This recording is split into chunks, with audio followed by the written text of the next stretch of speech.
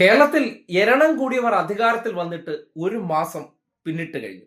എരണം കൂടിയവർ അധികാരത്തിൽ വന്നാൽ പിന്നെ കേരളത്തിൽ സുന്ദര സുരഭിലമെന്നായിരുന്നു പ്രചരണം.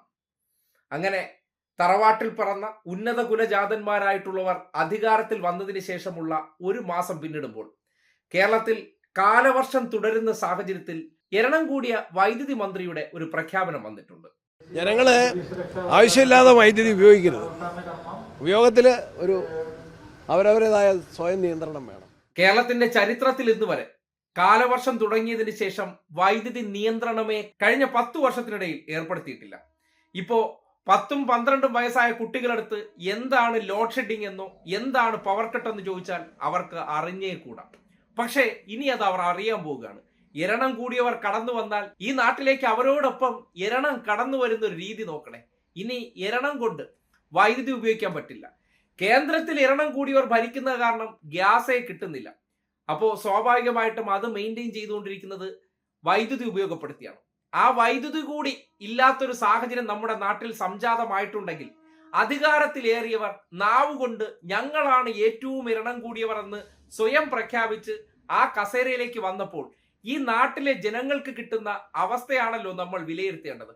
അങ്ങനെ തുടക്കത്തിൽ തന്നെ ജനങ്ങൾക്ക് ഈ അവസ്ഥ വന്നിട്ടുണ്ടെങ്കിൽ പ്രകൃതി പോലും എരണം കൂടിയവർ അധികാരത്തിൽ വന്നതിൽ എത്രത്തോളം അസംതൃപ്തരാണെന്ന് ആലോചിച്ച് നോക്കിയേ. കാലവർഷം കഴിഞ്ഞ കുറച്ചു കാലമായിട്ട് അതിശക്തമായിട്ട് നമ്മുടെ നാട്ടിൽ പെയ്യുന്നുണ്ടായിരുന്നു. പോയ വർഷമാണെങ്കിൽ വേനൽക്കാലം തൊട്ട് നല്ല മഴ നമുക്ക് സുലഭമായി ലഭിച്ചു. എന്തുകൊണ്ട് പൊടുന്നനെ ഇതെല്ലാം നിന്നുപോയി?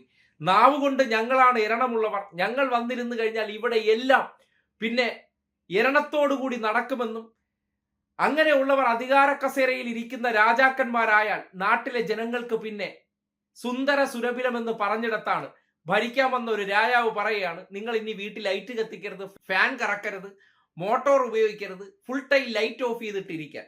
അപ്പോ കാര്യങ്ങളെല്ലാം നിങ്ങൾക്ക് കൂടി ചിന്തിക്കാൻ പറ്റുമല്ലോ. ഇത്രയേ ഉള്ളൂ. എരണം കൂടിയവർ വന്നാൽ ജനങ്ങൾ കൂടുതൽ കൂടുതൽ പ്രതിസന്ധിയിലേക്ക് പോവുകയാണ്. വാചകം കൊണ്ട് ഭരണം നടത്താൻ പറ്റില്ലല്ലോ, പ്രവൃത്തി കൊണ്ടല്ലേ ചെയ്യാൻ പറ്റുള്ളൂ. എരണം കൊണ്ട് തറവാട്ടുകാരാണ് ഉന്നത കുലരാണെന്ന് പറഞ്ഞു കഴിഞ്ഞാൽ മനുഷ്യന്റെ വിശപ്പും അവന്റെ ആവശ്യവും മാറത്തില്ലല്ലോ. അങ്ങനെയുള്ള രായാക്കന്മാർ കേരളത്തിലേക്ക് വന്നപ്പോൾ കഴിഞ്ഞ 10 വർഷം ഒരു കോരന്റെ മോൻ ഇരുന്നത് കൊണ്ട് എരണം പോരായിരുന്നു. പക്ഷെ ഇവരുടെ കാഴ്ചയിൽ എരണം പോരെങ്കിലും ജനങ്ങളെ സംബന്ധിക്കുന്നിടത്തോളം അവർക്ക് ലഭിക്കേണ്ട എസൻഷ്യൽ നീഡ്സ് അല്ലെങ്കിൽ ആവശ്യമായിട്ടുള്ള കാര്യങ്ങളിലൊന്നും ഒരു കുറവും സംഭവിച്ചിട്ടില്ല. പക്ഷെ എരണം കൂടിയവർ വന്നു, അത്തരം കുറവുകൾ സംഭവിച്ചു തുടങ്ങിയിട്ടുണ്ട്. ഇനി നിങ്ങൾ വിലയിരുത്തിക്കോളൂ.